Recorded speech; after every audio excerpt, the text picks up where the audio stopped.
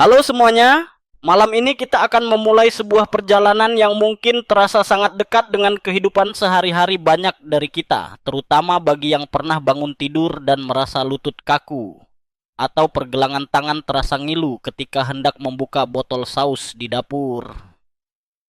Ya, saya berbicara tentang persendian kita yang kadang-kadang terasa seperti engsel pintu tua di rumah nenek, berderit, seret, dan butuh minyak pelumas segera. Dan saya tahu, beberapa dari Anda pasti pernah berpikir, ini cuman karena bangun terlalu cepat. Sayangnya, rasa kaku di sendi itu seringkali adalah panggilan alarm kecil dari tubuh kita. Semacam notifikasi push yang tidak bisa di-swipe ya. Anda mungkin tidak akan bertahan hidup dalam jangka panjang hanya dengan mengabaikan sinyal semacam ini. Karena persendian adalah pondasi bergerak kita. Bayangkan ada kursi goyang tua, begitu bautnya lepas satu saja. Seluruh struktur bergetar setiap kali didudukin, begitulah tubuh kita ketika sendi mulai melemah. Jadi, sebelum Anda merasa nyaman, Sita, luangkan waktu untuk menyukai video ini dan berlangganan. Tapi hanya jika Anda benar-benar menyukai apa yang saya lakukan di sini. Karena percaya atau tidak, satu klik itu bisa memberikan cukup semangat kepada saya untuk tetap begadang malam-malam sambil menulis naskah panjang seperti ini. Coba tuliskan di kolom komentar lokasi dan waktu Anda sekarang. Saya selalu merasa hangat ketika tahu ada seseorang di belahan bumi lain yang mendengarkan cerita saya. Entah tengah malam di Surabaya atau menjelang fajar di Medan. Dunia terasa lebih kecil ketika kita berbagi pengalaman tubuh yang sama. Sekarang, matikan lampu, mungkin nyalakan kipas untuk suara lembut, dan mari kita mulai perjalanan kita malam ini. Waktu masih muda dulu, saya tidak pernah mengerti mengapa orang lanjut usia sering mengeluh soal sendi. Saya pikir itu cuma alasan agar bisa duduk-duduk lebih banyak sambil menonton televisi.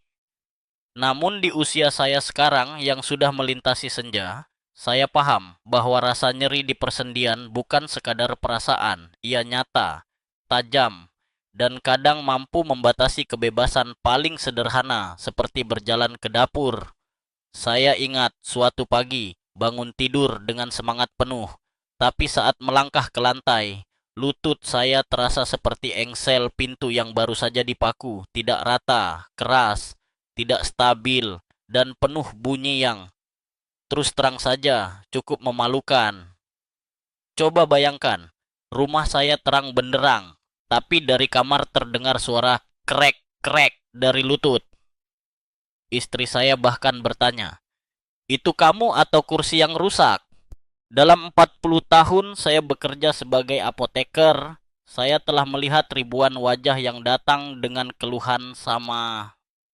Banyak yang membawa sekantong obat atau suplemen, berharap salah satunya memberi jalan keluar.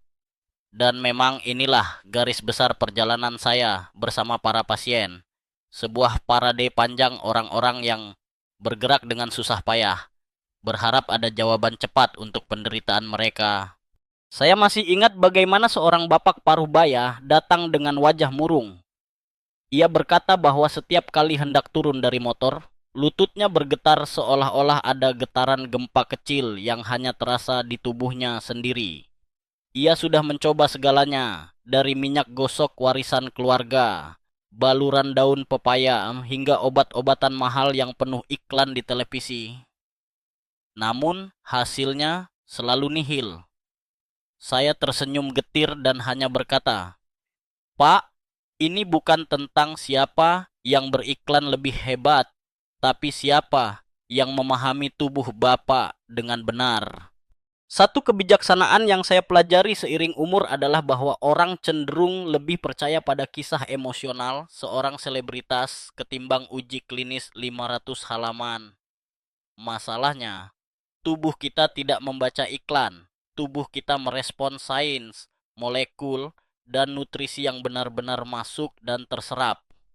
Maka dari itu, malam ini saya ingin mulai membuka lapisan-lapisan kesalahpahaman itu dan perlahan menunjukkan jalan yang lebih terang menuju sendi yang sehat. Fakta aneh tapi nyata. Persendian kita sebenarnya tidak memiliki jaringan darah langsung seperti otot. Karena itu, nutrisi sampai ke sana dengan cara yang tidak efisien. Bagai paket pos yang harus melewati 10 kurir berbeda sebelum tiba di alamat tujuan. Itulah alasannya, banyak suplemen yang katanya untuk sendi akhirnya menguap begitu saja di jalur usus. Dan disinilah perdebatan akademis terbuka mulai muncul. Ada kalangan penelitian yang meyakini bahwa kondisi artritis hanyalah akibat degenerasi mekanis. Sedangkan pihak lain mengatakan inflamasi sistemik memegang peranan utama. Dua kubu ini sudah saling silang argumen layaknya pertandingan sepak bola antara dua tim besar, dan kita yang jadi penonton hanya perlu memilih siapa yang lebih meyakinkan. Dalam pengalaman pribadi saya, keduanya benar. Persendian rusak baik karena penggunaan yang berlebihan maupun karena respon peradangan yang berlarut-larut. Maka, memandang masalah sendi hanya dari satu kacamata adalah kesalahan besar. Saya juga pernah hampir terjebak dalam pola pikir keliru itu. Sewaktu muda, saya kira cukup dengan minum segelas susu tinggi kalsium setiap pagi. Maka seluruh sendi saya akan aman sampai tua. Ternyata, kenyataan lebih keras dari lutut saya sendiri. Susu memang baik, tapi tidak ada jalan instan bagi kesehatan sendi. Sama seperti dalam hidup, kita bisa pakai sepatu baru. Tapi kalau terus berjalan di jalanan berlubang, solnya tetap terkelupas. Di titik inilah saya merasa perlu menekankan bahwa pengantar malam ini bukan sekadar daftar bahan kimia. Bukan pula sekadar kisah inspirasi hampa. Ini adalah kombinasi antara pengalaman panjang, hasil penelitian nyata, dan cerita manusiawi yang bisa kita semua rasakan. Nanti, kita akan membicarakan kisah seorang nenek yang sudah 10 tahun menyia-nyiakan waktu dan uang dengan membeli suplemen yang ternyata tidak memberikan hasil. Itu kisah yang memilukan, tapi juga membuka mata kita. Tapi malam ini, mari kita nikmati dulu suasana. Anggaplah suara saya seperti narasumber yang duduk di sebelah sofa Anda, membawa secangkir teh hangat, berbicara perlahan tentang rahasia tubuh kita. Jangan buru-buru tidur. Saya janjikan ada beberapa momen lucu di tengah penjelasan berat ini, supaya Anda tidak merasa sedang mengikuti kuliah sains membosankan. Humor kecil pertama saya malam ini. Anda tahu Anda sudah tua ketika lutut Anda yang pertama klik setiap kali Anda jongkok, bukan kamera ponsel. Itu kenyataan yang saya alami sendiri kemarin ketika hendak mengambil sandal jatuh di bawah ranjang. Dan satu hal yang selalu membuat saya tertawa sendiri adalah ketika pasien muda mendengar kata radang sendi, lalu langsung berucap, "Oh, itu kan penyakit orang tua." Saya ingin sekali menunjuk jam tangan mereka dan berkata, "Kamu tahu kan, jarum jam itu berjalan ke arahmu juga." Seiring usia, tak ada alasan menyalahkan diri sendiri. Sendi memang dirancang untuk dipakai, dan pemakaian lambat laun menambah goresan pada permukaan halusnya. Justru yang penting adalah memilih amunisi yang benar untuk menjaga agar goresan itu tidak menjadi luka permanen. Tugas saya malam ini adalah mulai membuka puzzle itu. Kisah yang ingin saya ceritakan kepada Anda kali ini masih membekas di hati saya. Bahkan setelah puluhan tahun berlalu. Seorang nenek berusia 75 tahun datang ke apotek saya dengan langkah yang tertatih. Wajahnya penuh dengan garis pengalaman hidup, tapi di balik tatapan matanya ada rasa letih yang mendalam. Beliau duduk di kursi di depan meja saya, menarik napas panjang, lalu berkata dengan suara bergetar, "Pak, saya sudah 10 tahun minum suplemen sendi. Setiap bulan hampir 200.000 rupiah keluar dari dompet saya. Tapi kenapa lutut saya justru semakin memburuk?" Kata-kata itu seperti hantaman lembut yang membuat saya diam sejenak. Saya bisa saja dengan gampang mengatakan, "Ya, mungkin dosisnya kurang." Tetapi hati saya menolak. Saya tahu di balik pertanyaan itu bukan hanya rasa sakit fisik, melainkan juga pertanyaan besar tentang pilihan hidup, kepercayaan, dan tentu saja harapan yang perlahan runtuh. Beliau bercerita kalau selama ini mengandalkan kondroitin dan glukosamin, dua nama yang sering muncul di hampir semua iklan televisi tentang sendi. Tentu saja iklan itu selalu menampilkan janji manis, seseorang yang dulunya tidak bisa berdiri. Setelah mengonsumsi produk tersebut mendadak berlari-lari di padang bunga. Singkatnya, magic pill dalam bentuk kapsul. Tapi bukankah kita semua pernah belajar bahwa hidup jarang seindah adegan iklan? Saya menghela napas dan dengan hati-hati berkata kepada beliau bahwa tidak semuanya yang dipromosikan besar-besaran memiliki efektivitas sesuai klaim. Kondroitin misalnya adalah molekul yang sangat besar, seperti mencoba mendorong sofa 3 dudukan melalui lubang kunci. Tidak peduli seberapa keras kita berusaha, tetap saja tidak akan masuk. Glukosamin pun serupa. Benar, ia adalah bagian dari struktur rawan. Tetapi saat ditelan, tubuh memecahnya jadi molekul kecil yang kemudian terserap sebagai energi atau gula sederhana. Bukannya diarahkan dengan GPS khusus ke lutut. Saya bisa melihat mata beliau berkaca-kaca, lalu pelan-pelan berkata, "Jadi, saya salah semua ini?" Hati saya tercekat. Saya tahu kalimat sederhana saya tadi baru saja menghantam hatinya yang sudah rentan. Karena itu, saya menambahkan, "Ibu, jangan bilang ini salah. Anggap saja ini pengalaman, pelajaran berharga. Sekarang kita tahu, kita bisa memilih jalan berbeda ke depan." Sesekali saya jadi penasihat psikologis bagi pasien, bukan hanya apoteker. Pengalaman itu memunculkan satu kebijaksanaan usia tua. Manusia tidak pernah sepenuhnya gagal bila dari kegagalan ia menemukan jalur baru. Nenek itu menjadi contoh nyata betapa semangat mencari solusi, meski salah arah, tetap menunjukkan keberanian. Menariknya, kesalahan memilih suplemen tidak hanya dilakukan oleh beliau. Penelitian yang pernah saya baca pada sebuah jurnal kesehatan global menyebut bahwa hampir 70% konsumen Indonesia lebih yakin pada testimoni selebritas ketimbang ringkasan ilmiah. Bahkan anehnya, ada yang membeli 2 atau 3 produk sekaligus dengan harapan nanti salah satu pasti bekerja. Padahal tubuh bukan lucky draw, ia lebih mirip mesin yang jika diberikan bahan bakar salah bisa mogok total. Dalam ruang akademis, ada perdebatan yang seru. Sebagian dokter berpendapat bahwa meski efektivitas klinis kondroitin rendah, setidaknya ia aman dikonsumsi. Sementara kubu lain menganggap memberi pasien sesuatu yang tidak bermanfaat sama dengan menipu ekspektasi mereka.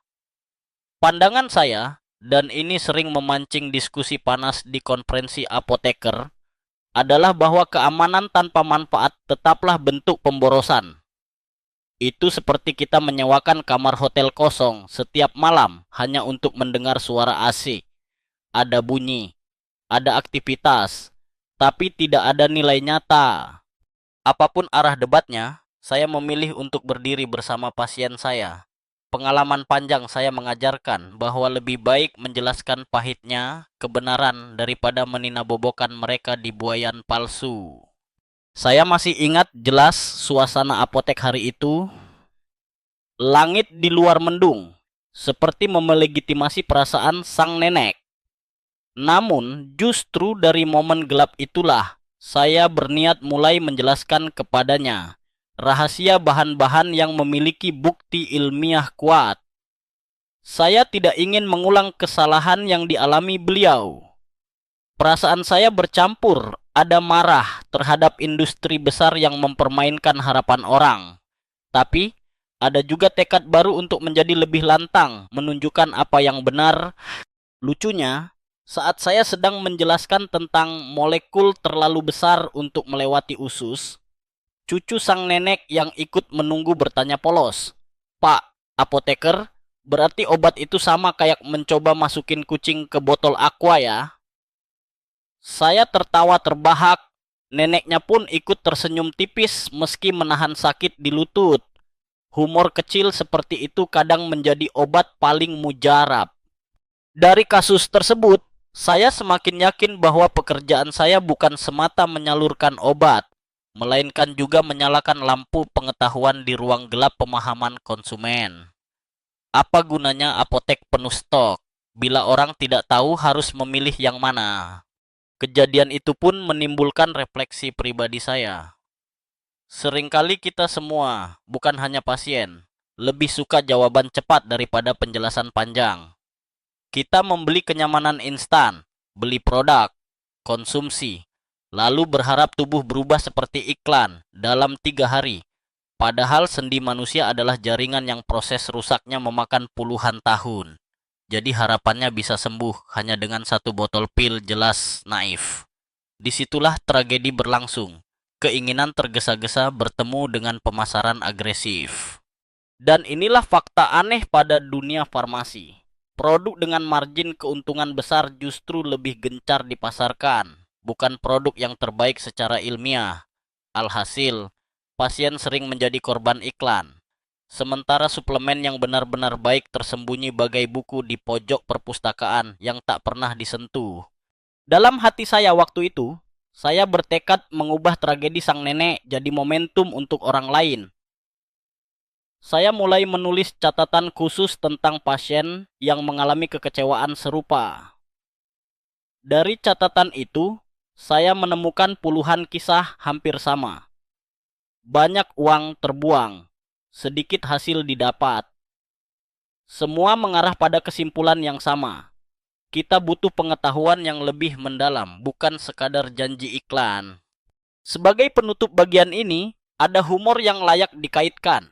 Seseorang pernah berkata kepada saya, "Pak, kondroitin ini katanya bikin lutut licin." Saya menjawab, "Kalau mau licin, gampang. Tinggal jatuh di kamar mandi saat sabun tumpah." Tentu sambil saya jelaskan perbedaan antara iklan konyol dan fakta saintifik. Begitulah kisah pilu di balik obat populer. Malam ini, kita merangkai cerita itu bukan untuk menakut-nakuti, tapi untuk mengingatkan kesalahan orang sebelum kita seharusnya menjadi kompas, supaya kita tidak melangkah di lubang yang sama.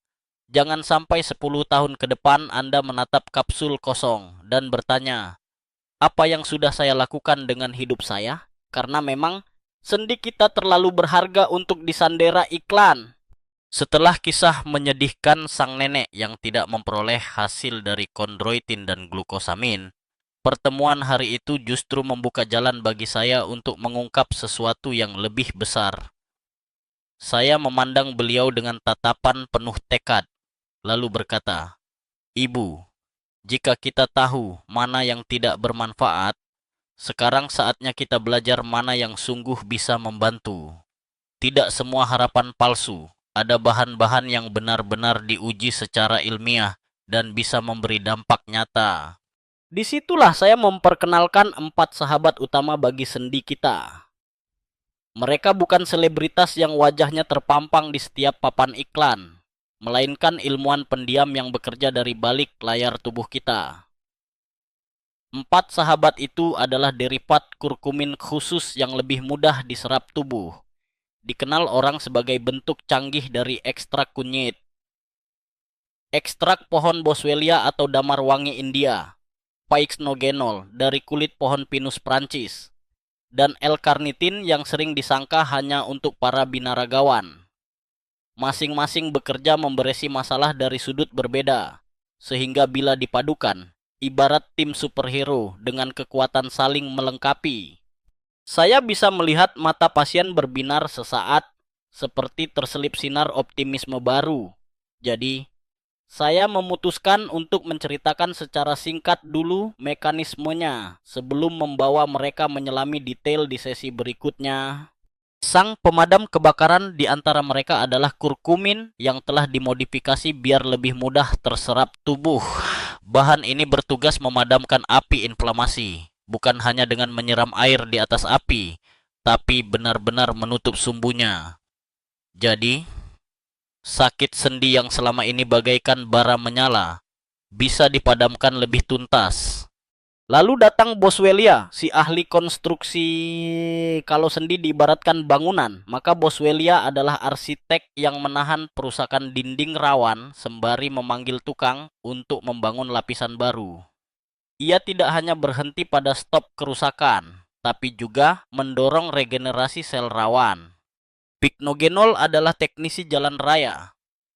Ia memperlebar jalan darah yang membawa logistik berupa oksigen dan nutrisi ke sendi, memastikan suplai lancar. Faktanya, sendi yang sakit seringkali juga karena kekurangan aliran darah yang baik. Jadi, ketika jalan diperluas, distribusi energi lebih lancar, dan jaringan sendi tidak kelaparan lagi. Terakhir, L-karnitin, murid yang salah paham reputasinya. Banyak orang menyangka L-karnitin hanya untuk membakar lemak dan menambah stamina di gym. Tapi sebenarnya perannya dalam kesehatan sendi sama penting. Ia memperkuat otot di sekitar lutut, pinggul, dan pergelangan, sehingga memberi perlindungan alami terhadap tekanan berlebih. Bayangkan memasang penyangga tambahan pada kursi rapuh agar tidak cepat patah. Itulah cara kerja L-karnitin. Di titik ini, saya sering menggunakan humor untuk mengurangi ketegangan. Saya bercanda. Kalau iklan kondroitin itu janji bisa membuatmu menari balet di usia 70, maka jangan percaya. Tapi kalau kombinasi 4 sahabat ini, jangan heran kalau tiba-tiba bisa kembali ikut senam poco-poco di halaman rumah. Biasanya senyum pasien pun kembali terlihat, meski lututnya masih kaku. Menariknya, banyak orang tidak tahu bahwa di dalam laboratorium, bahan-bahan ini sudah diteliti puluhan tahun. Tapi karena biaya produksinya tinggi dan hasil penelitian tidak selalu dipahami awam, perusahaan pemasaran memilih mendorong produk murah dengan margin besar. Inilah ironi dunia suplemen, yang terbaik justru paling jarang dikenal. Sebagai tambahan yang agak aneh namun nyata, ada catatan sejarah bahwa Boswellia pernah digunakan dalam ritual keagamaan ribuan tahun lalu. Bukan hanya sebagai dupa harum, tetapi juga sebagai obat sendi alami. Siapa sangka, praktik kuno ternyata memiliki landasan ilmiah modern. Kombinasi antara tradisi dan sains ini seringkali membuat saya termenung, seolah waktu hanya berputar melingkar, membawa kita kembali pada hal-hal lama dengan pemahaman baru. Dalam kalangan akademisi, masih ada perdebatan menarik. Mana yang lebih penting, mengurangi inflamasi atau memperbaiki aliran darah? Satu pihak berpendapat inflamasi adalah sumber semua kesakitan, sehingga eliminasi peradangan otomatis memperbaiki kondisi. Namun pihak lain menekankan bahwa tanpa sirkulasi darah yang sehat, jaringan sendi tetap akan merosot meski inflamasi diredam. Saya pribadi cenderung menengahi, karena berdasarkan pengalaman pasien, keduanya saling bergandengan tangan. Intinya, kita tidak bisa hanya menyiram api tetapi juga harus memperlancar aliran logistik makanan. Saya teringat suatu kejadian lucu saat menjelaskan strategi 4 sahabat ini kepada sekelompok pasien lansia. Seorang bapak spontan berkata, "Pak, kalau begitu bahan-bahan ini kayak anggota grup band ya. Ada vokalis, gitaris, basis, dan drummer. Kalau salah satu nggak hadir, lagunya jadi fals." Saya tertawa dan menjawab, "Betul sekali, Pak. Tapi jangan salah, di sini drummernya yang paling menentukan tempo. Itulah si L-karnitin." Kami semua terbahak, suasana yang tadinya kaku menjadi hangat. Momen seperti itu meyakinkan saya bahwa pengetahuan medis tak harus disampaikan dengan wajah serius dan kaku. Kadang kita perlu bumbu humor agar orang menyerap lebih dalam. Sama seperti obat pahit yang perlu dilapisi gula agar bisa ditelan. Mulai dari titik ini, saya selalu berusaha menjelaskan kepada pasien saya, jangan hanya terpaku pada nama produk yang menari-nari di iklan televisi. Lihatlah komposisi, kenali bahan ilmiahnya, dan pahami logika cara kerjanya. Dengan begitu, mereka tak sekadar membeli harapan, tapi benar-benar berinvestasi pada kesehatan jangka panjang. Saya menutup penjelasan kepada nenek hari itu dengan berkata, "Ibu, 4 sahabat ini tidak menjanjikan perubahan instan. Tidak ada kapsul yang bisa bikin besok pagi ibu joget dangdut sepanjang malam. Tapi dengan kesabaran, kita bisa mencatat perubahan satu demi satu hingga membentuk pola besar." Ia mengangguk perlahan pertama. Matanya terlihat lebih tenang. Untuk saya pribadi, hari itu menjadi seperti pembukaan babak baru. Setelah sekian lama hanya mengamati kekecewaan pasien yang terjerat iklan, kini saya punya senjata cerita, kisah nyata tentang bahan yang benar-benar memberi dampak. Dan setiap kali saya menceritakan 4 sahabat itu di apotek, saya merasa seperti sedang menyelipkan cahaya lilin kecil dalam ruangan gelap. Tidak memadamkan seluruh kegelapan, tapi cukup memberi arah. Hari berganti, tapi kesan pertemuan dengan pasien lansia itu terus menempel di benak saya. Karena dari situlah pintu diskusi terbuka lebar. Dan sahabat pertama yang ingin benar-benar saya perkenalkan dengan detail adalah derivat kurkumin khusus. Saya suka menyebutnya sebagai pemadam kebakaran molekuler. Sebuah julukan yang mungkin terdengar dramatis, tapi cocok sekali dengan cara kerjanya. Mari kita mulai dari kenyataan sederhana. Kunyit atau jahe kuning bukan lagi bumbu dapur asing bagi kita.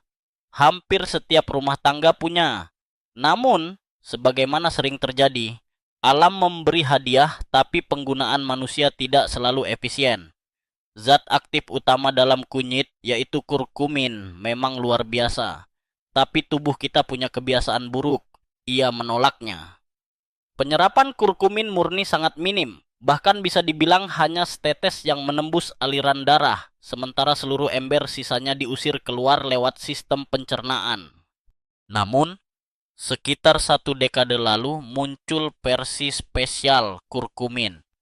Hasil teknologi yang membuatnya 20 hingga 30 kali lebih mudah diserap. Bagi saya, ini perubahan besar. Bagaikan mengupgrade koneksi internet dari modem lama berderit-derit ke jaringan serat optik yang melesat. Sama-sama internet, tapi kecepatannya dunia berbeda. Saya masih ingat pertama kali membaca jurnal internasional yang meneliti kurkumin modifikasi ini.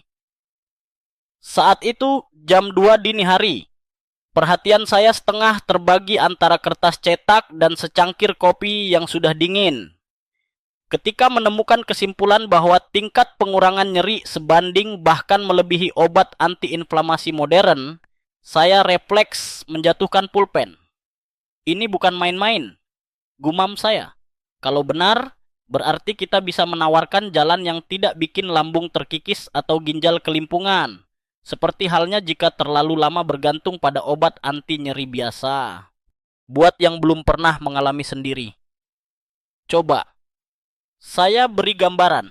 Ketika peradangan muncul, tubuh seperti rumah yang kebakaran dari dapur. Obat anti nyeri konvensional adalah petugas damkar yang menyiram air lewat jendela, menekan api dari luar tapi tetap ada bara di dalam. Kurkumin modifikasi ini bekerja berbeda. Ia langsung mematikan sekring kelistrikan di dapur, memastikan api tak berkobar dari awal. Dalam bahasa ilmiah, kita menyebutnya menekan jalur NF-kappa B, semacam tombol master inflamasi. Ada satu anekdot kecil yang selalu saya ceritakan pada pasien, supaya mudah membayangkan. Seorang ibu rumah tangga yang sudah lama mengeluh lutut kaku memutuskan mencoba kurkumin modifikasi ini. 2 minggu pertama, ia kecewa karena hampir tak ada perubahan. Namun saya memintanya sabar. Sebulan berselang, ia kembali dengan wajah semringah.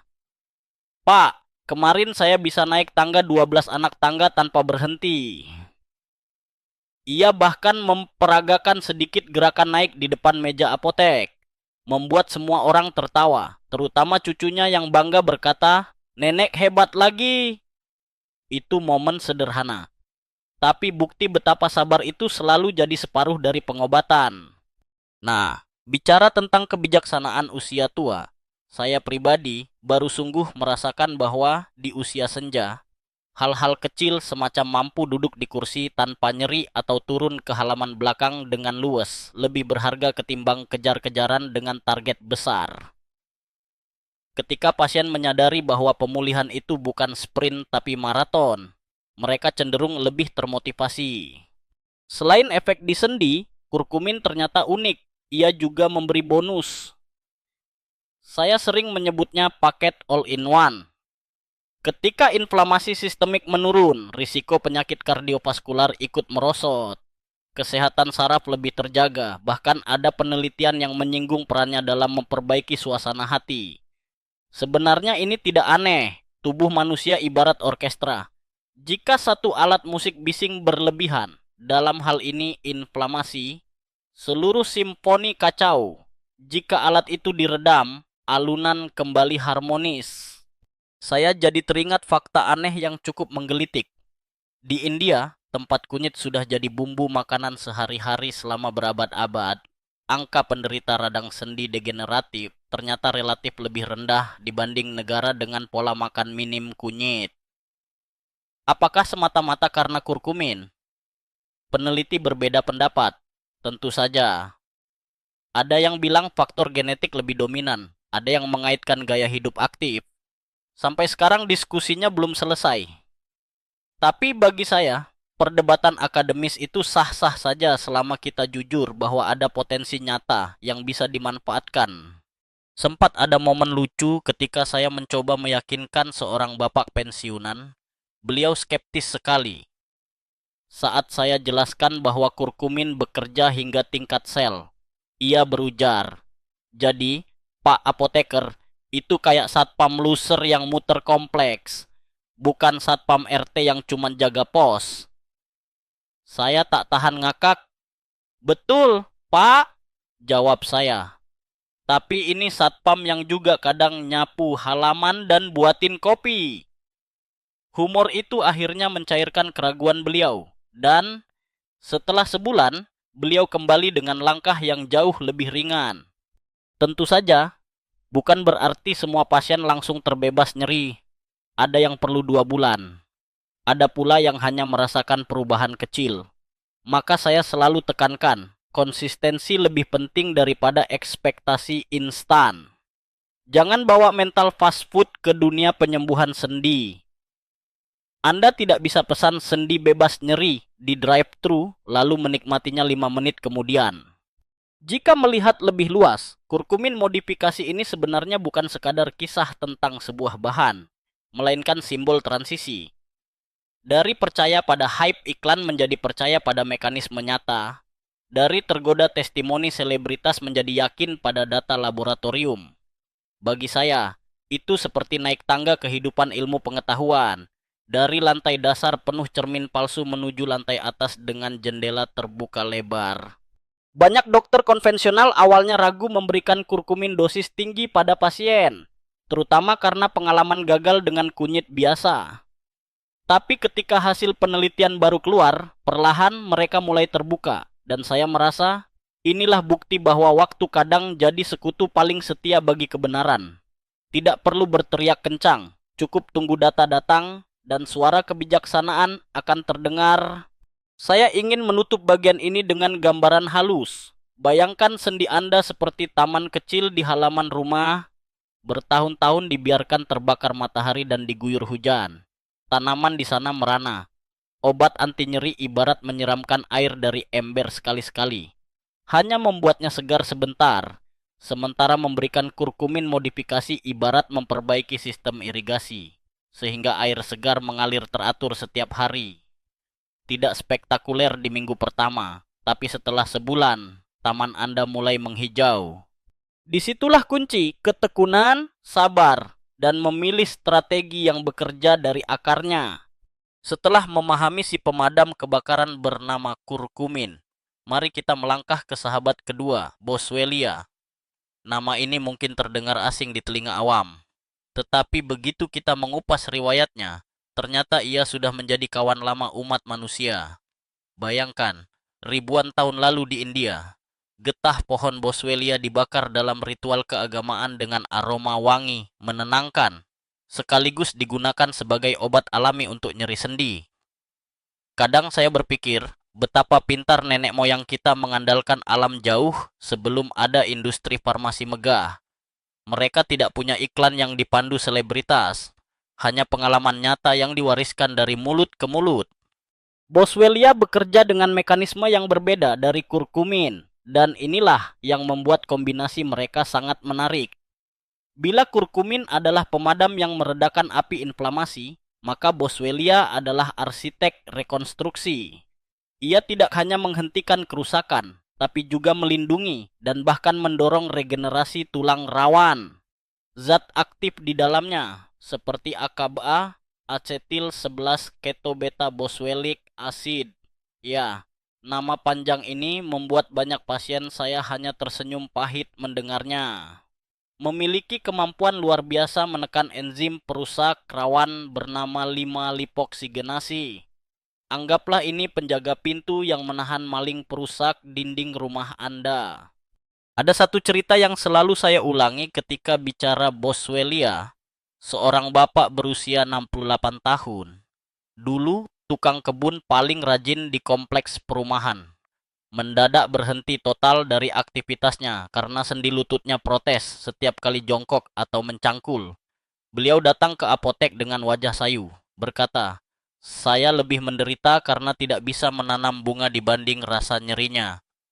Saya tahu, bagi orang-orang seperti beliau, hobi adalah jiwa. Tanpa hobi, hidup bagai taman kering.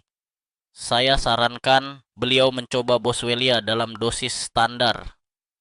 2 bulan kemudian, ia kembali. Kali ini membawa sekuntum bunga mawar dari kebunnya sebagai hadiah untuk saya. Ia berkata, "Kebun saya berbunga kembali. Badan saya ikut berbunga."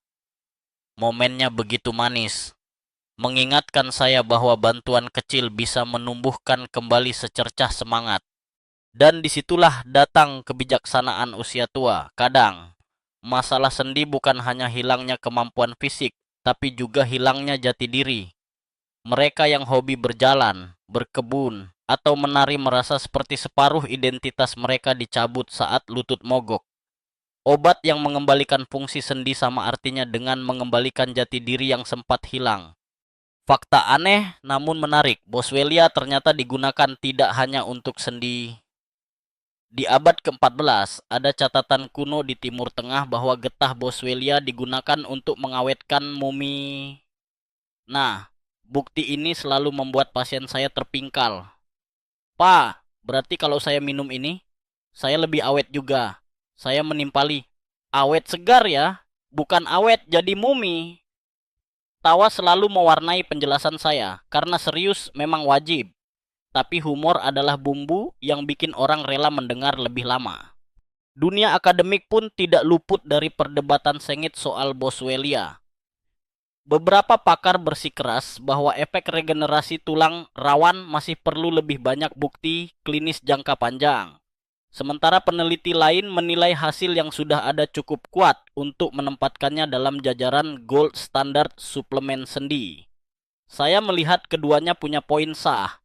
Tapi dari kacamata praktisi apotek yang bertemu manusia nyata setiap hari, bukti paling sulit dibantah justru adalah ketika seorang konsumen masuk dengan wajah cerah setelah sekian lama muram.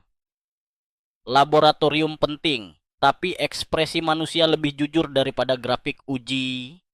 Ada peristiwa lucu lainnya. Seorang ibu rumah tangga bertanya, apakah Boswellia bisa membuat suaminya yang cerewet jadi lebih tenang? Saya tertawa sambil berkata, "Bu, ini hanya untuk persendian, bukan untuk lidah. Kalau itu, mungkin butuh formula ajaib lain." Humor tipis seperti ini mencairkan diskusi serius dan membuat edukasi lebih gampang dicerna. Selain melindungi rawan, Boswellia juga terbukti membantu mengurangi kekakuan pagi hari. Banyak pasien saya mengeluh tentang sendi yang seperti beku begitu bangun tidur. Bayangkan jam tangan mekanik yang dibiarkan lama tak dirawat. Semua gear di dalamnya terasa seret hingga harus diurut pelan-pelan. Boswellia membantu melumasi kembali gear-gear itu. Salah seorang pasien bercerita, "Dulu saya butuh 20 menit sambil berdiri miring ke tembok, baru bisa jalan normal.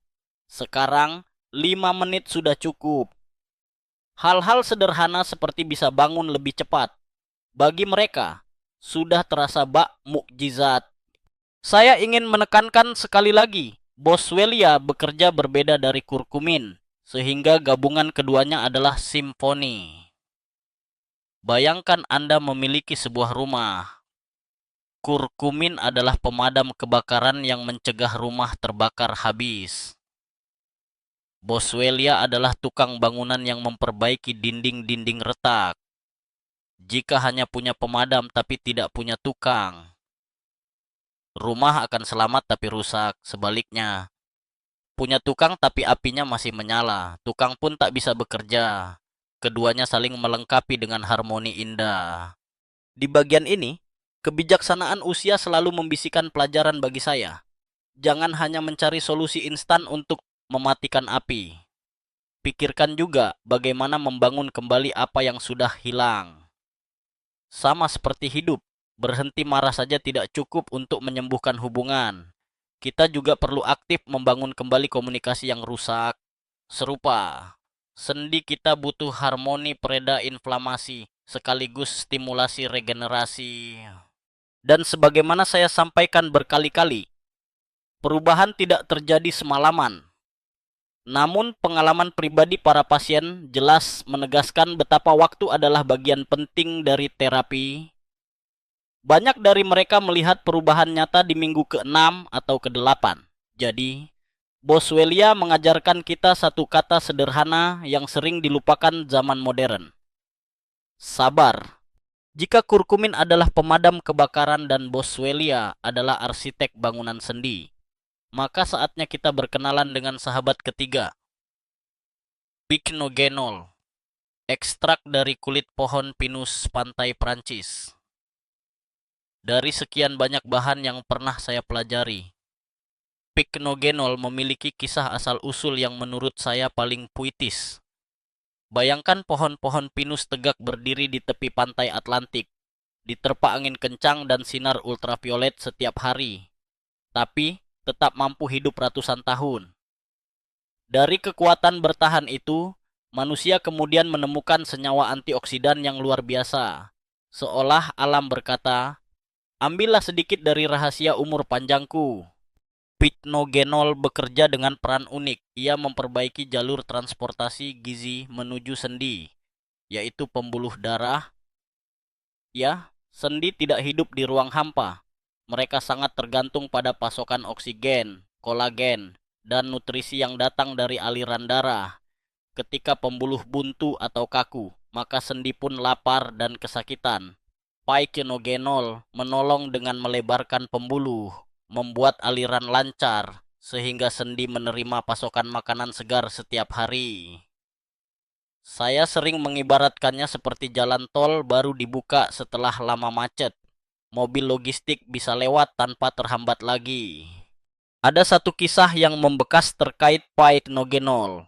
Seorang nenek yang biasa menjahit untuk cucu-cucunya datang dengan keluhan jari-jari tangan begitu kaku setiap pagi, sampai ia tak bisa meraih jarum. Saya merekomendasikan Pycnogenol, menjelaskan bahwa fungsinya membantu microcirculation darah di jari-jari. Ia mendengarkan dengan tatapan antara ragu dan berharap. 2 bulan kemudian ia kembali. Tangannya gemetaran, namun kini mampu memasukkan benang ke lubang jarum. Matanya berkaca-kaca ketika berkata, "Sekarang cucu saya bisa pakai baju yang saya jahit sendiri lagi. Saya hanya bisa menelan ludah." Jawaban terbaik saya waktu itu hanyalah senyum ikhlas. Ada kebijaksanaan usia tua yang muncul dari pengalaman tersebut. Bukan soal bisa melakukan aktivitas besar, tetapi tentang mempertahankan hal kecil yang memberi rasa berharga. Bagi nenek itu, menjahit adalah caranya menunjukkan cinta pada keluarga. Pycnogenol mengembalikan cinta yang sempat terhalang oleh kaku sendi. Oh iya, satu fakta aneh, Peichinogenol tidak hanya membantu sendi atau pembuluh, tapi dalam beberapa uji klinis juga diteliti berkaitan dengan kesehatan kulit. Konon, kulit lebih kenyal dan garis halus menipis. Tentu saja pasien saya senang mendengar ini. Satu ibu paruh baya bercanda. Pak, berarti lutut saya berhenti bunyi. Plus wajah bisa balik 10 tahun lebih muda. Saya menjawab, Bu, kalau itu, nanti suami ibu malah makin sering ngajak jalan-jalan. Kami semua tertawa, dan suasana apotek yang biasanya penuh keluhan nyeri tiba-tiba seperti ruang tamu keluarga. Humor kecil itu menegaskan bahwa suplemen bukan hanya soal mekanisme, tapi soal mengembalikan kepercayaan diri. Selain itu, Peichinogenol memiliki kemampuan merangsang pembentukan kolagen baru dan melindungi kolagen lama dari kerusakan radikal bebas. Saya suka mengingatkannya begini.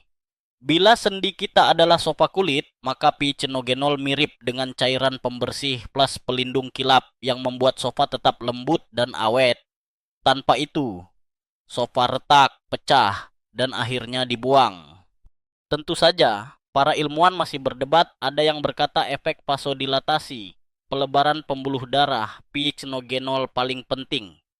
Namun, ada juga tim akademisi yang lebih terpikat pada efek antioksidannya. Perdebatan akademis ini menarik, bagaikan dua orang chef mempertengkarkan apa yang membuat rendang enak, santannya atau bumbunya. Saya sebagai apoteker hanya bisa bilang, mari kita nikmati seluruh piringnya. Pengalaman pasien lain juga sangat menyentuh. Seorang bapak usia 74, mantan pelaut, mengeluh tak bisa lagi berjalan jauh karena lutut seperti protes keras begitu melewati 200 meter. Setelah beberapa minggu Peichinogenol, beliau datang dengan wajah bangga berkata, Pak, kemarin saya jalan 1 kilometer sambil cuci mata lihat pasar. Lutut sudah protes, tapi lebih belakangan. Saya tertawa, lalu menimpali. Berarti lutut Bapak sudah belajar kompromi. Itu contoh nyata bahwa kadang manfaat kesehatan datang dalam bentuk sederhana, bukan menghilangkan masalah total, tapi menundanya cukup lama sehingga hidup terasa lebih layak. Hal menarik lainnya, Peichinogenol juga menyinggung wilayah kesehatan otak.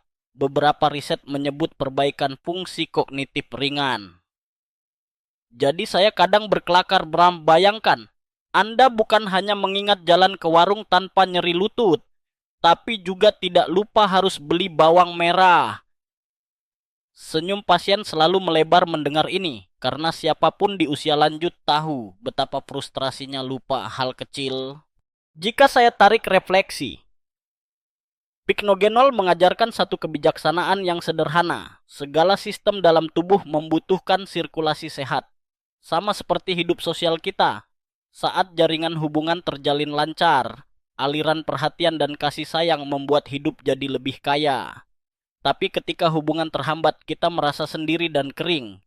Peichinogenol memberi contoh bahwa mengalirkan energi pada jalur-jalur kecil sekalipun bisa membuat sistem besar tetap hidup. Saya ingat satu kejadian lucu. Seorang bapak pendengar setia diskusi saya tentang Peichinogenol bertanya, Pak, kalau asal-usulnya dari Prancis, apakah efek sampingnya bikin kita lebih romantis? Saya menjawab dengan nada main-main.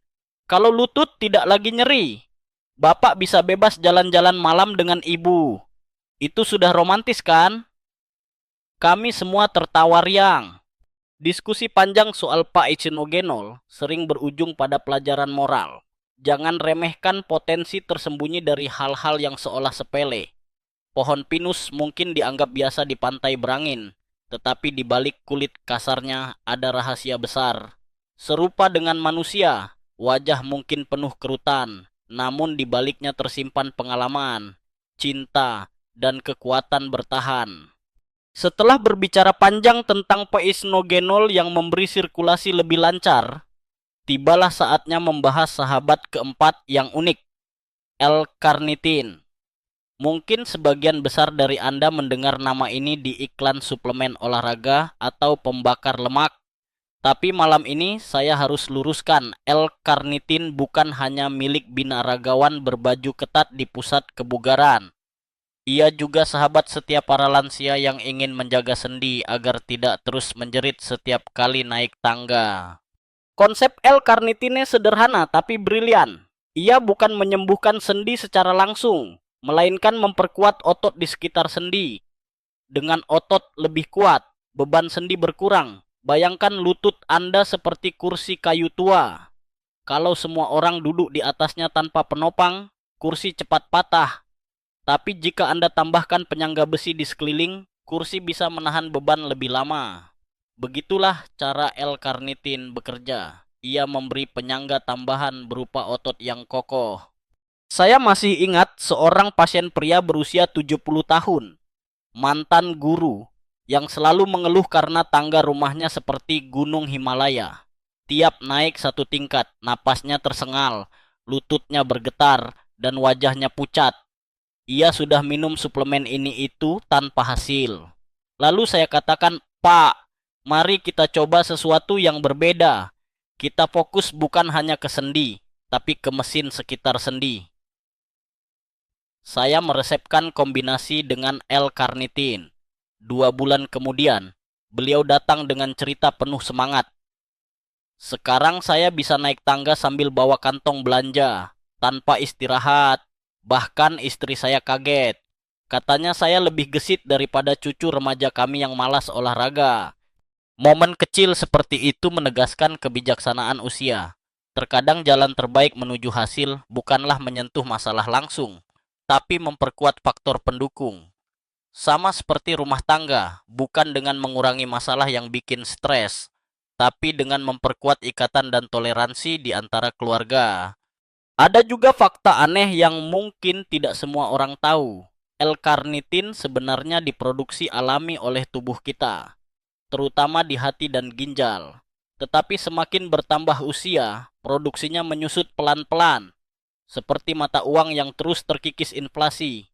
Hasilnya, otot makin melemah, stamina cepat turun, dan sendi kehilangan pelindung alami. Maka ketika kita menambahkan L-karnitin dari luar, seolah-olah mengisi ulang rekening energi otot yang hampir bangkrut. Namun, tentu ada perdebatan akademis yang hidup seputar L-karnitin. Sebagian ilmuwan menganggap manfaat utamanya adalah meningkatkan metabolisme energi otot. Sementara pihak lain menekankan efek antiinflamasi tidak langsung yang menenangkan sinyal peradangan dari jaringan otot ke sendi. Mana yang benar? Seperti biasa, kenyataan seringkali di tengah. Keduanya punya andil. Otak akademisi boleh berdebat, tapi pasien hanya peduli apakah mereka bisa kembali berjalan tanpa meringis. Pengalaman pasien lain semakin meyakinkan saya. Ada seorang ibu berusia 66 tahun yang datang karena takut jatuh saat menyeberang jalan. Ia merasa lututnya lemah, seperti mau menyerah di tengah trotoar. Setelah pola suplemennya termasuk L-karnitin, ia perlahan menemukan kestabilan baru. Dia bahkan berkata sambil tertawa, "Sekarang saya merasa seperti punya shock breaker mobil baru. Pak, kalau jalan, kaki saya mantul-mantul tapi stabil." Bayangkan seorang nenek bercanda soal shock breaker. Ruang apotek pun penuh tawa. Dan disinilah saya selalu menyelipkan humor tipis. Banyak orang salah kaprah mengira L-karnitin hanya membuat tubuh berkeringat di gym. Jadi saya kadang menggoda pasien. "Pak, kalau habis minum ini Anda tiba-tiba pengen nge-gym dan selfie di cermin. Itu bonus, bukan efek samping." Reaksi mereka biasanya tertawa sembari bayangkan diri berotot seperti Arnold tua versi lokal. Selain untuk sendi, riset menunjukkan L-karnitin juga bermanfaat bagi jantung. Karena otot jantung juga butuh energi besar, bahkan ada indikasi membantu fungsi otak. Jadi sebenarnya ia bukan hanya otot builder, tapi semacam teknisi serba bisa. Saya suka menyebutnya bahan multitalenta bosan di satu bidang. Kebijaksanaan usia yang saya petik dari semua cerita ini, tubuh kita tidak selalu butuh pukulan langsung di titik nyeri, Kadang butuh pendekatan melingkar, diam-diam memperkuat pertahanan hingga musuh tak bisa menyerang lagi. L-Carnitin mengajarkan filosofi itu. Jangan obsesif menolar di tempat yang sakit saja. Perkuat lingkaran sekitarnya. Dan mari saya bagikan fakta ringan yang selalu bikin pasien terperangah.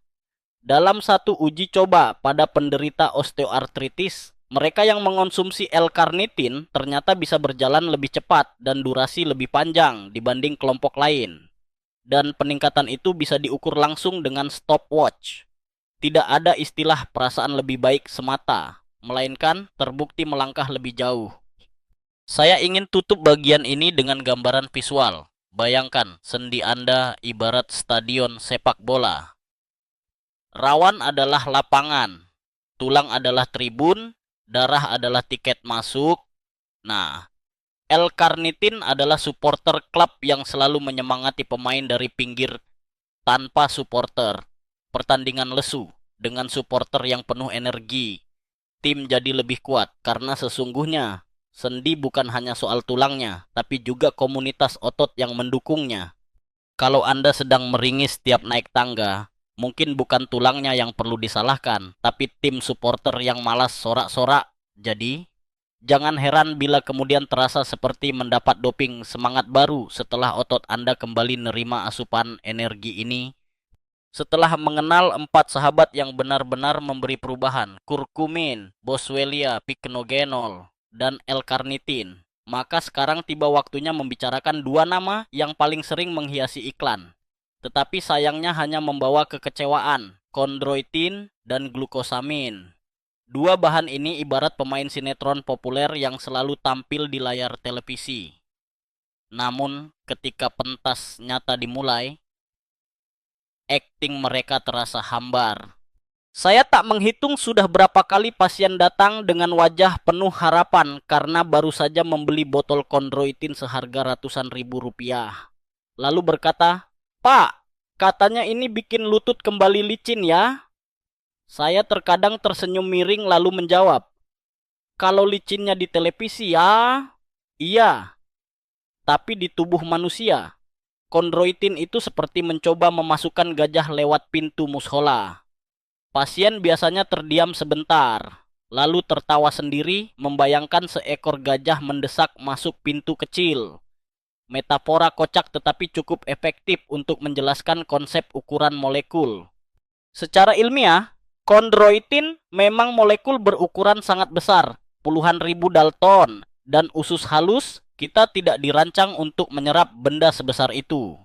Jadi pada akhirnya, mayoritas hanya lewat seperti turis transit, masuk, jalan sebentar, lalu keluar tanpa pernah benar-benar mengunjungi tempat tujuan, yaitu sendi. Saya rasa jika tubuh kita punya buku tamu di persendian, kondroitin tidak pernah menandatangani buku itu. Glukosamin sedikit berbeda. Ia memang lebih kecil ukurannya dan dapat diserap. Namun, begitu masuk tubuh, ia langsung dipecah menjadi molekul penyusun dasar, glukosa sederhana dan asam amino kecil. Masalahnya, tubuh kita tidak punya pengirim khusus yang berkata, "Hei, semua glukosamin, cepat menuju lutut kanan si bapak." Tidak ada, sehingga zat itu ikut bergabung dengan metabolisme umum. Artinya, ia bisa berakhir menjadi energi, cadangan, atau bahkan gula tambahan di darah. Saya masih ingat seorang pasien penderita diabetes yang dengan bangga berkata, "Saya pakai glukosamin biar lutut kuat." Saya pun harus hati-hati menjelaskan, "Ibu, ada bukti bahwa glukosamin bisa meningkatkan kadar gula darah. Jadi, alih-alih membantu lutut, ia bisa menyulitkan kontrol diabetes." Wajahnya kaget dan hampir sedih, tapi kadang kejujuran memang pahit. Saya hibur dengan berkata sambil tertawa, "Tapi jangan khawatir, Bu. Kalau sudah sempat minum, itu bukan dosa, hanya pengalaman mahal." Kebijaksanaan usia mengajarkan saya bahwa pikiran kritis lebih berharga daripada tren populer. Betapa banyak orang menghabiskan belasan juta rupiah hanya ikut arus iklan. Mereka bangga menaruh botol suplemen berlogo glamor di meja, lalu percaya diri berkata ke tetangga, "Ini rahasia saya tetap kuat." Padahal sendi mereka masih saja menjerit tiap kali jongkok. Kebenaran pahitnya, promosi jarang sebanding dengan realita. Ada fakta aneh yang kadang saya selipkan. Di beberapa negara Eropa, kondroitin dan glukosamin sempat dijual sebagai obat resep. Namun karena bukti efektivitasnya lemah, banyak negara kini menurunkannya menjadi sekadar suplemen biasa. Bahkan ada yang tidak merekomendasikan sama sekali untuk osteoartritis. Ironisnya, justru di negara kita mereka sering tampil paling heboh di televisi, lengkap dengan artis yang menari bebas setelah konon meminumnya. Diskusi akademis soal kondroitin dan glukosamin memang tidak berhenti. Sebagian kecil penelitian melaporkan ada perbaikan kecil pada nyeri lutut setelah konsumsi jangka panjang. Namun, perbaikannya sangat tipis. Bahkan sering tidak lebih besar dibanding efek placebo. Kubu yang pro berkata, tapi kalau sedikit pun ada manfaat, mengapa tidak? Sedangkan kubu yang kontra, dan saya cenderung di sini, menjawab, mengapa kita menghabiskan uang pada sesuatu yang kurang bermanfaat, padahal ada pilihan jauh lebih efektif? Sejujurnya, pertanyaan itu seperti memperdebatkan apakah kita sebaiknya naik becak lambat 2 km atau naik motor cepat 50 km ketika kita jelas-jelas sedang dikejar waktu. Pengalaman pasien memperjelas titik ini. Seorang ibu bernama Pak D. Ya, semua orang memanggilnya begitu meski beliau perempuan. Itu semacam julukan keluarga. Sudah bertahun-tahun minum glukosamin, katanya. Tombol botol sudah jadi dekorasi dapurnya. Setelah saya sarankan mengganti ke kombinasi kurkumin dan pycnogenol. Hanya 3 bulan kemudian ia datang berseri-seri dengan membawa sebakul pisang hasil kebun. Pak, tangan saya sekarang bisa motong pisang tanpa rasa sakit. Itulah bukti nyata. Bukan teori, bukan iklan, tapi fungsi hidup yang kembali. Humor tipis sering membantu saya menjelaskan kekecewaan ini. Saya suka berkata, kalau kita percaya kondroitin bisa langsung menyelinap ke sendi, sama saja seperti percaya nasi goreng bisa langsung cari jalan ke hati tanpa lewat perut. Pasien biasanya ngakak, lalu paham bahwa tubuh punya cara kerja nyata, bukan sulap. Jadi, apa inti pesannya? Jangan biarkan diri kita terjebak dalam cangkang pemasaran. Kondroitin dan glukosamin bukan racun, tapi mereka juga bukan tiket emas menuju sendi sehat. Mereka sekadar penumpang kelas ekonomi yang terlalu lelah untuk berjalan sampai tujuan. Sementara itu, 4 sahabat lain, kurkumin, boswellia, pycnogenol, dan L-carnitin adalah pilot, mekanik, dan navigator yang tahu benar bagaimana membawa tubuh kita mendarat dengan selamat. Kebijaksanaan usia berkata, pilihlah kualitas, bukan popularitas. Dunia ini penuh wajah memikat, tapi hanya sedikit yang memberi hati tenang. Sama juga dengan obat, pilihlah yang memberi fungsi, bukan sekadar botol cantik. Dan ingat, kehidupan ini sudah terlalu singkat untuk kita habiskan dengan menelan pil kosong setiap hari. Jika sendi kita bisa bicara, mereka pasti sudah lama berteriak. Berikan yang kami butuhkan, bukan sekadar nama besar. Setelah kita membongkar dugaan palsu seputar kondroitin dan glukosamin, sekarang mari bicara tentang hal yang sering tak kalah merugikan. Strategi konsumsi yang salah kaprah. Banyak orang berpikir, kalau satu suplemen baik, berarti campur saja banyak sekalian. Efeknya pasti makin hebat.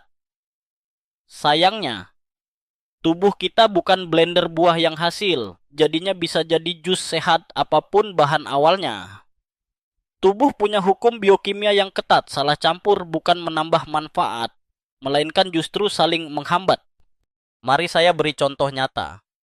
Seorang pasien saya, Pak Rais, membawa daftar panjang suplemen setiap kali datang ke apotek.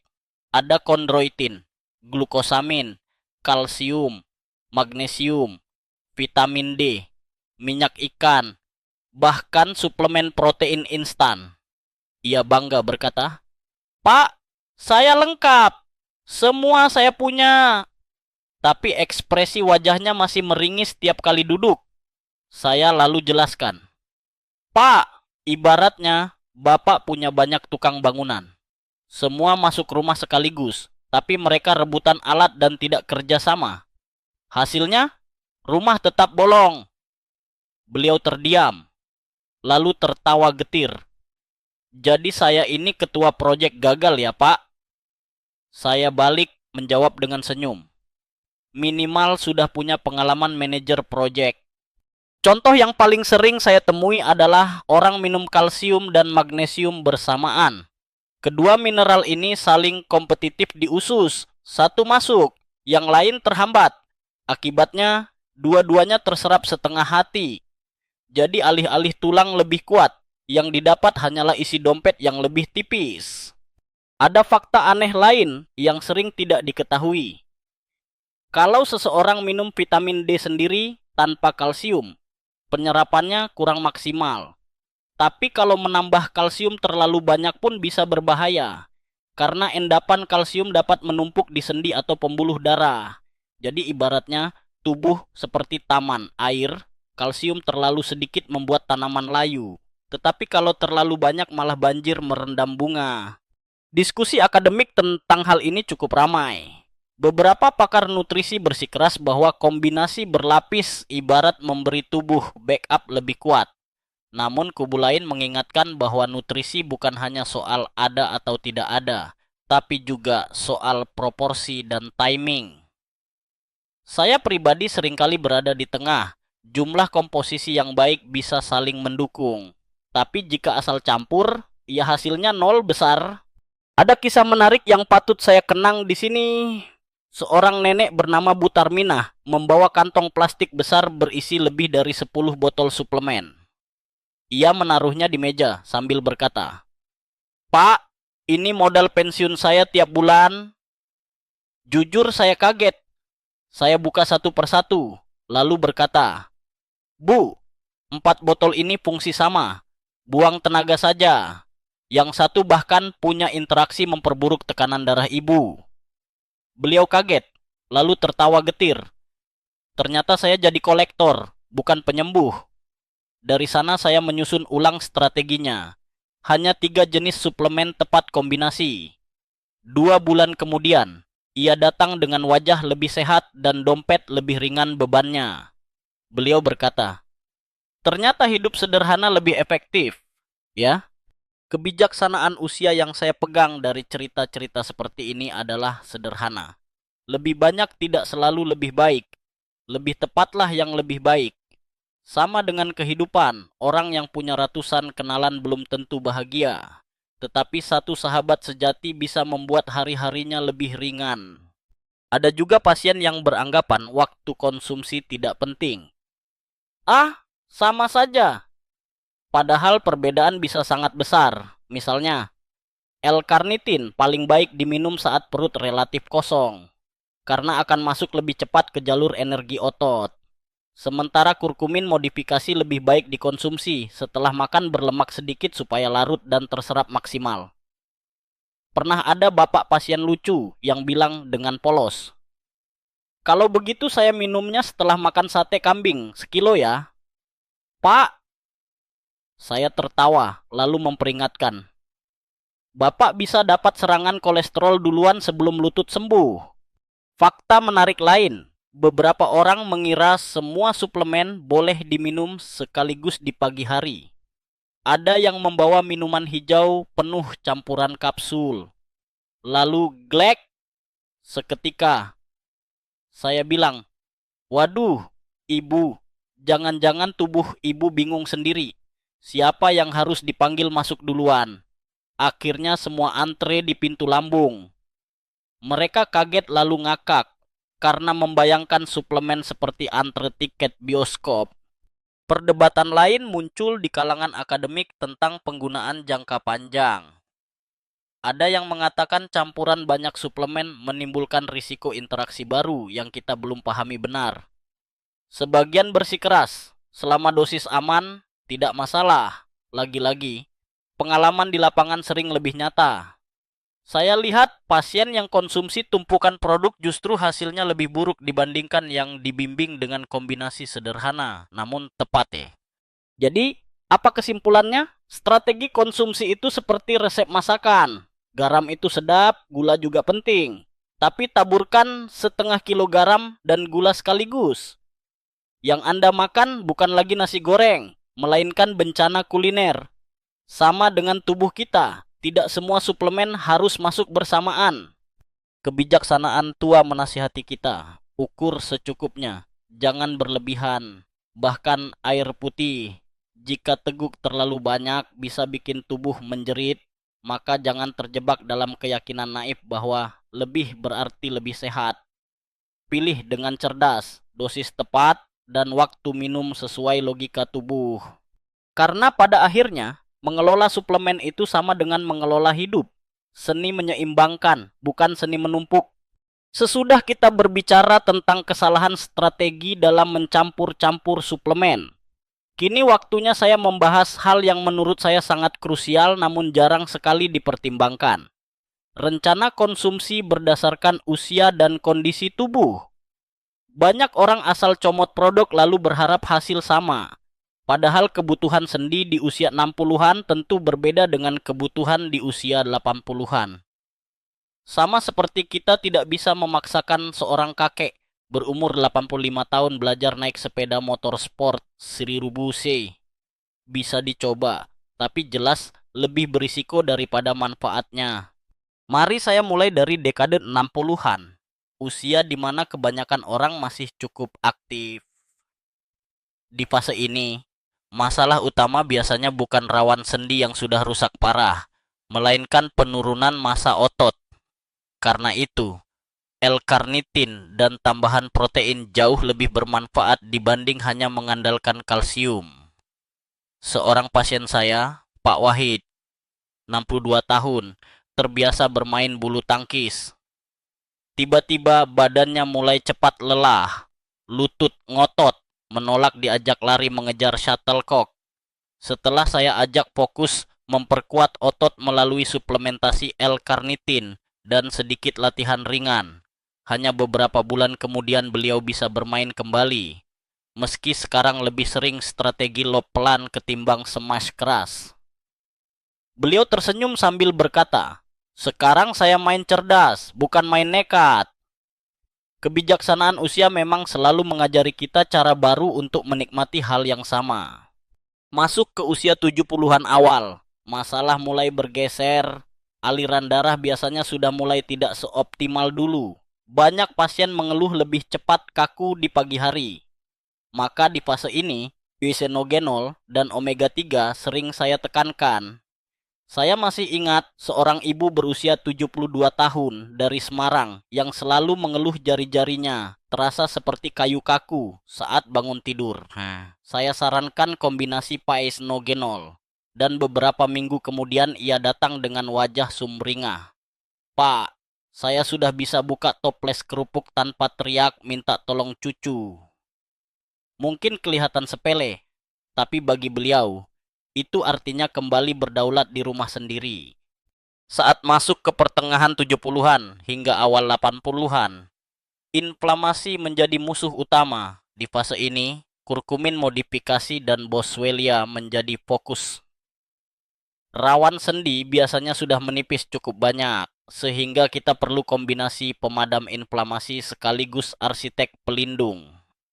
Ada seorang bapak bernama Om Darsono, usia 77, yang setiap pagi harus merayap ke kamar mandi karena lututnya kaku seperti ban deflasi.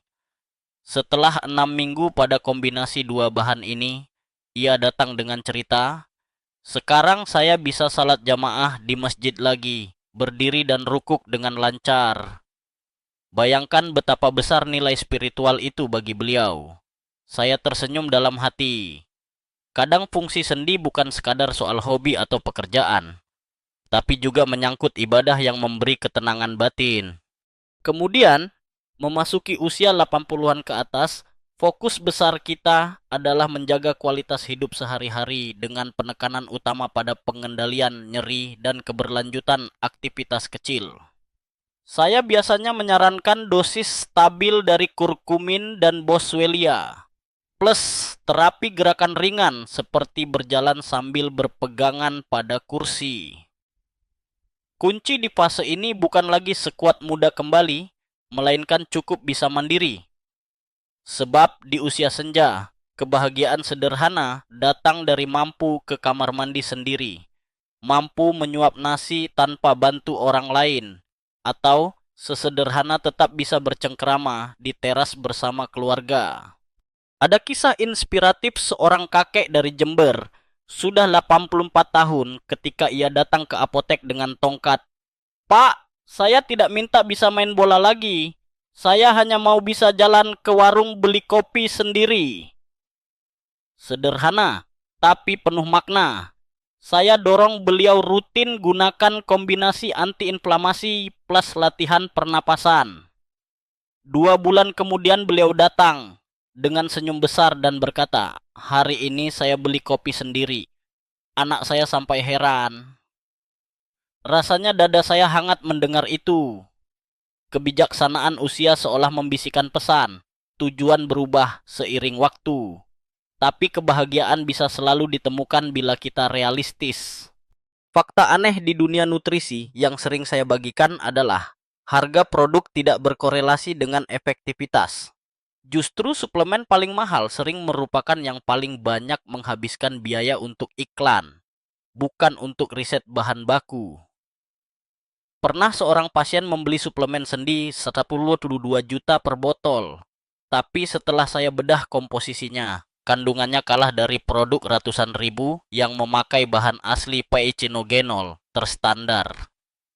Saya bercanda sambil berkata, "Bu, separuh dari harga botol mahal ini mungkin dipakai bayar artis terkenal untuk joget di iklan, bukan untuk buat lutut ibu lebih sehat." Pasien itu tertawa sekaligus agak malu, tapi akhirnya ia paham. Perdebatan akademis pun muncul soal usia. Ada kubu yang yakin suplementasi seharusnya dimulai sejak usia muda agar penuaan rawan bisa diperlambat. Sementara kubu lain menilai suplementasi sebaiknya fokus di usia lanjut agar lebih cost efektif. Saya sendiri lebih condong pada pencegahan dini. Meski faktanya mayoritas pasien baru sadar saat sudah meringis tiap naik tangga. Kebijaksanaan yang saya tarik dari diskusi ini adalah setiap fase usia punya prioritas sendiri.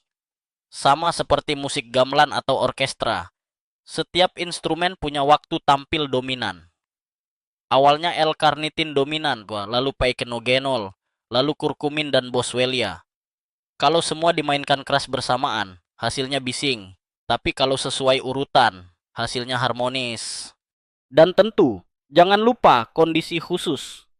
Bagi yang pagi hari sendinya terasa beku, prioritas sirkulasi dulu. Bagi yang aktivitas menyebabkan nyeri langsung, prioritas antiinflamasi dulu. Bagi yang merasa lutut longgar seperti pintu hampir lepas engselnya, fokus pada penguatan otot.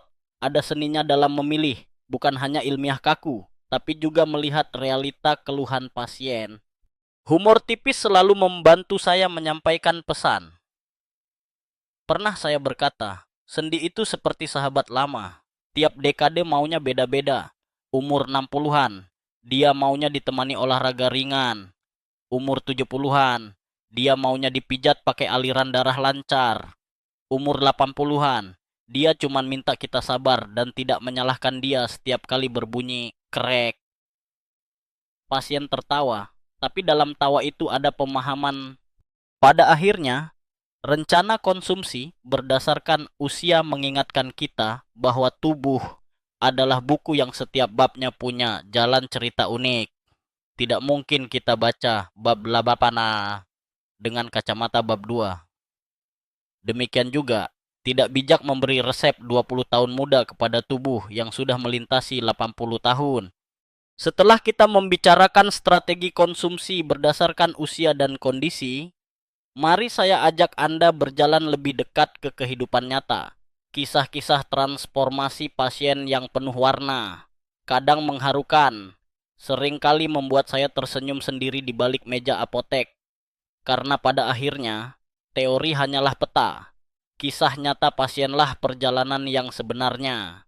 Salah satu cerita paling membekas datang dari seorang kakek bernama Pak Hadi. Usia 85 tahun, yang sudah 5 tahun hampir tak pernah keluar rumah. Lututnya begitu sakit sehingga berjalan 5 meter saja membutuhkan bantuan tongkat dan seorang anggota keluarga. Kamar menjadi penjara kecil, kursi rotan menjadi sahabat paling setia. Suatu hari putrinya datang ke apotek dengan mata berkaca-kaca, berkata, "Pak, ayah saya bahkan ke kamar mandi pun harus saya tuntun. Kalau bisa, saya ingin lihat dia jalan sendiri sekali lagi." Kata-kata itu menampar lembut hati saya. Saya tahu, ini bukan soal sekadar nyeri sendi, melainkan martabat seorang tua yang perlahan ditelan rasa sakit. Saya beranikan memberikan rekomendasi. Kombinasi kurkumin modifikasi, Boswellia, poisnogenol, dan L-carnitin. Saya tekankan bahwa hasil tidak secepat iklan televisi, perlu waktu, sabar, dan ketekunan. 2 minggu, belum ada perubahan. 4 minggu, ada tanda-tanda ringan. Ia mulai bisa berjalan sendiri ke kamar mandi. Putrinya langsung terharu, meski progresnya masih kecil. 6 minggu berlalu, ia sudah berani berjalan keliling halaman rumah. 3 bulan kemudian, kejadian yang tak akan saya lupakan. Pak Hadi berjalan masuk ke apotek tanpa tongkat. Wajahnya penuh senyum. Ia genggam tangan saya erat-erat dan berkata, "Saya bisa berkumpul di masjid lagi." Sungguh, saat itu saya tersadar bahwa pekerjaan panjang saya tidak pernah sia-sia. Kebijaksanaan usia dari kisah ini, bahwa kesabaran adalah mata uang sejati dalam perjalanan pemulihan. Orang muda sering ingin hasil instan, tapi di usia senja, kita tahu betul sesuatu yang bertahan lama butuh waktu untuk tumbuh perlahan. Saya juga pernah menemui kisah Ibu Endah, 74 tahun, yang mengalami nyeri hebat di jari-jari tangan. Hal sederhana seperti memasukkan benang ke jarum atau memotong sayur ia tinggalkan karena sendi begitu kaku.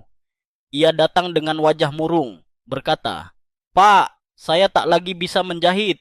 Dulu itu karya kebanggaan saya." Saya sarankan poisnogenol sebagai pemeran utama, didukung kurkumin. Perjalanan beliau luar biasa. 4 minggu. Kaku di pagi hari berkurang. 8 minggu. Tangannya lebih fleksibel. 12 minggu. Ia kembali bisa menjahit baju untuk cucunya. Saat itu ia membawa hasil jahitan kecil dan menaruhnya di meja apotek sambil berkata, "Saya kembali jadi nenek yang berguna." Rasanya, seluruh ruangan terang seketika. Humor kadang muncul tanpa direncanakan. Seorang bapak, Pak Tumin, usia 70, selalu murung karena lutut berbunyi krek-krek tiap kali ia naik tangga. Setelah mencoba kombinasi lengkap, 3 bulan kemudian ia berkata dengan bangga, "Sekarang lutut saya sudah diam, jadi saya bisa diam-diam naik tangga tanpa istri. Sadar saya sembunyi ke dapur ambil camilan." Kami semua tertawa keras. Dalam tawa itu, saya sadar, kesehatan sendi bukan hanya soal aktivitas besar, tapi juga soal kebebasan nakal kecil yang membuat hidup lebih berwarna. Fakta aneh yang saya temui, beberapa pasien justru lebih semangat mengikuti terapi karena cerita teman-teman mereka di posyandu lansia. Seolah-olah ada efek domino sosial. Satu orang membaik, yang lain melihat harapan. Kadang saya berpikir, motivasi sosial sama pentingnya dengan kapsul suplemen. Diskusi akademis juga sering muncul di ruang seminar. Apakah benar 4 bahan ini memberikan hasil nyata? Ataukah pasien merasakan efek placebo karena keyakinan tinggi? Pertanyaan itu penting, meski saya sering tersenyum getir, karena ketika seorang kakek berusia 85 tahun yang tadinya terkurung kamar, akhirnya bisa berjalan ke masjid. Apakah penting, apakah namanya placebo atau bukan? Buat keluarganya, hasil nyata itulah yang berarti. Buat saya pribadi, senyum pasien jauh lebih jujur daripada grafik p-value manapun. Kebijaksanaan lain dari kisah pasien-pasien ini adalah pemulihan bukan hanya perkara fisik, melainkan juga pengembalian identitas. Pak Hadi menjadi muslim yang bisa sholat jamaah lagi. Ibu Endah kembali menjadi nenek penjahit.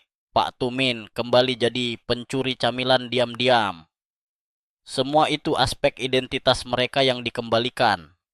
Bukankah itu jauh lebih bernilai dibanding sekadar angka mobilitas di kertas penelitian? Saya akan ceritakan satu lagi. Ada bapak lain, pensiunan guru biologi, yang awalnya skeptis. Ia berkata dengan kening berkerut, "Saya tak percaya suplemen bisa mengubah jaringan degeneratif." Saya hanya tersenyum, memberikan kombinasi lengkap, lalu berkata, "Percobaan biologi terbaik adalah tubuh Bapak sendiri." 8 minggu kemudian, beliau kembali, lebih tegap, dan berkomentar, "Ternyata saya salah. Sekarang saya bisa demonstrasi fotosintesis ke cucu tanpa berhenti di tengah penjelasan karena nyeri punggung." Saya bersyukur humor akademisnya ternyata ikut pulih bersama sendi. Semua kisah ini bagi saya seperti mosaik. Setiap pasien adalah kepingan kecil, bersama-sama membentuk gambaran besar bahwa sendi sehat bukanlah mimpi kosong. Dan mosaik itu terus tumbuh. Semakin indah tiap kali ada pasien baru tersenyum karena akhirnya bisa melakukan aktivitas kecil yang dulu dikira hilang selamanya. Setelah perjalanan panjang dari satu bahan ke bahan lain, dari satu kisah pasien ke kisah berikutnya, sekarang tibalah saya menutup lingkaran cerita ini dengan menekankan 3 hal mendasar: kesabaran, gaya hidup, dan harapan. Karena meskipun kita sudah mengupas kurkumin, boswellia, pycnogenol, dan L-carnitin dengan begitu mendetail, semua itu hanyalah alat bantu. Tanpa fondasi sikap hidup yang benar, hasilnya bisa kabur seperti cat air terkena hujan. Pertama, tentang kesabaran. Sendi tidak rusak dalam semalam. Ia bukan kaca yang pecah karena sekali jatuh. Ia rusak pelan, bertahun-tahun, melalui ribuan langkah, beban tubuh, dan proses inflamasi kecil yang berulang-ulang. Maka menuntut ia sembuh hanya dalam seminggu adalah ilusi konyol. Saya sering berkata kepada pasien, kalau butuh 20 tahun untuk sampai di sini, beri waktu setidaknya beberapa bulan untuk mundur perlahan.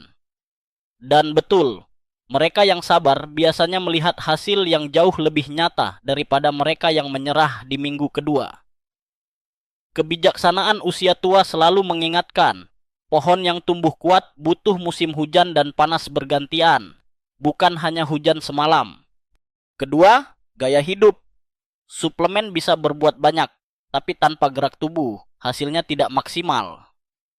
Saya selalu menganjurkan olahraga ringan, berjalan, berenang, atau sekadar latihan peregangan setiap pagi. Ada kisah lucu, seorang pasien, Pak Bowo, awalnya menolak olahraga. Katanya, "Pak, saya minum suplemen biar nggak usah gerak." Saya hanya bisa tertawa dan menjawab, "Kalau begitu, sama saja seperti beli sepeda mahal, lalu Anda pajang di ruang tamu." Untungnya beliau akhirnya mau berjalan keliling kompleks, dan setelah beberapa minggu, ia sendiri heran melihat perbedaan besar. Ia tersenyum kecil, lalu berkata, "Ternyata badan saya ini mesin, bukan pajangan." Dan soal pola makan, jangan remehkan. Mengurangi gula berlebih, memperbanyak sayuran, dan memastikan cukup protein adalah langkah sederhana yang lebih kuat daripada botol suplemen manapun. Saya sering bercanda, Kalau mau sendi awet, kurangi juga beban yang mereka bawa. Salah satunya beban berat badan berlebih. Pasien biasanya akur, meski sambil melirik kue di tangan mereka. Ketiga, tentang harapan. Banyak pasien lansia merasa masa depan mereka sudah ditutup. Saya sudah 80, tidak ada lagi gunanya mencoba, kata seorang ibu dengan sorot mata redup. Tapi, kenyataan yang saya saksikan justru sebaliknya. Ada pasien di usia 90-an yang masih mampu bangun dari kursi sendiri setelah 2 bulan terapi. Ada pula seorang kakek yang kembali bisa berjalan ke masjid di usia 88 tahun. Semua membuktikan bahwa selagi kita bernapas, tubuh masih punya kapasitas untuk berubah. Harapan tidak mengenal usia. Fakta aneh yang sering saya temukan, pasien yang punya tujuan personal, seperti ingin bermain dengan cucu, kembali ke kebun, atau sekadar bisa makan bersama keluarga tanpa bergantung bantuan, lebih cepat membaik. Seolah tubuh mereka mendapat energi tambahan dari niat hati yang tulus. Ini mengajarkan saya kebijaksanaan. Obat terampuh kadang bukan kapsul, melainkan alasan untuk sembuh. Kalangan akademisi pun mulai mengakui bahwa faktor psikologis sangat berpengaruh. Sebuah diskusi yang saya ikuti menegaskan, motivasi pasien bahkan bisa mengubah regulasi sistem imun. Jadi bukan cuma pikiran positif klise, tapi benar-benar ada efek nyata. Kita bisa berdebat soal mekanisme sampai pagi, tapi faktanya pasien dengan semangat hidup lebih panjang usia aktifnya. Saya ingin menutup bagian ini dengan sedikit humor lembut. Seorang ibu tua berkata, "Pak, sakit sendi membuat saya merasa seperti pintu berderit."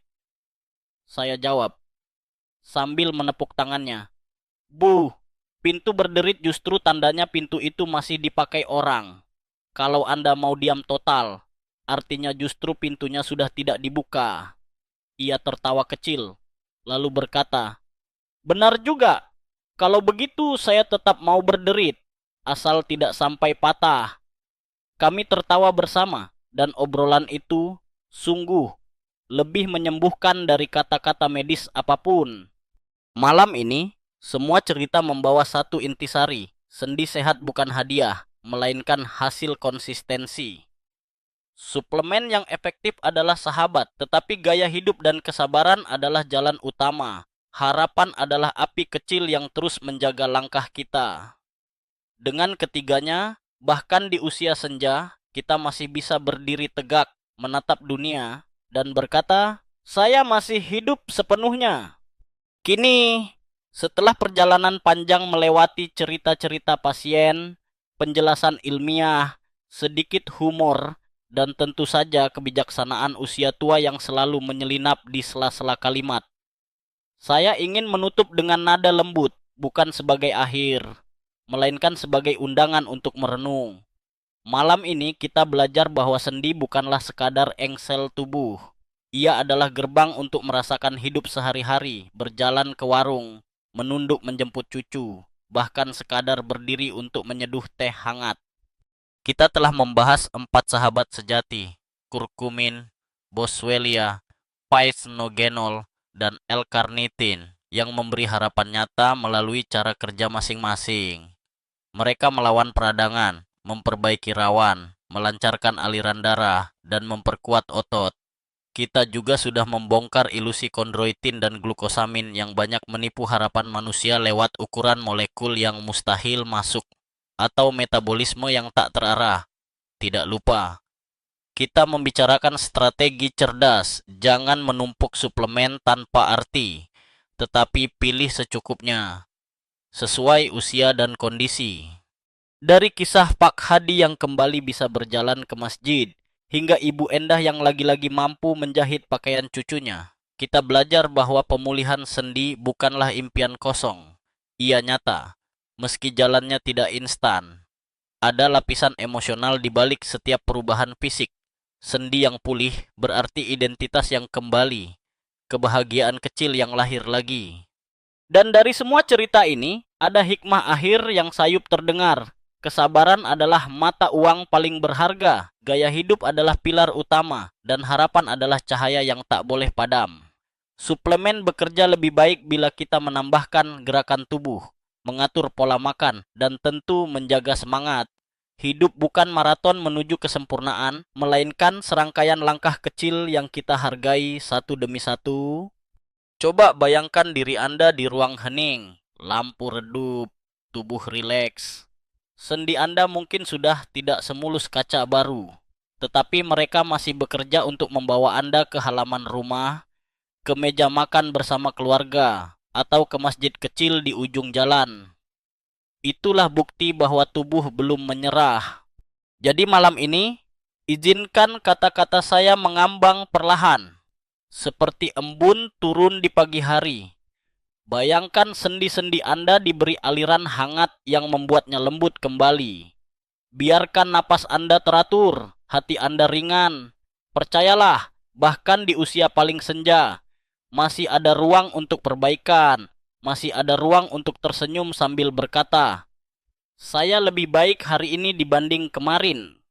Dan dengan itu, saya menutup sesi panjang kita malam ini dengan lirih dan penuh doa agar Anda selalu menemukan langkah ringan Anda sendiri.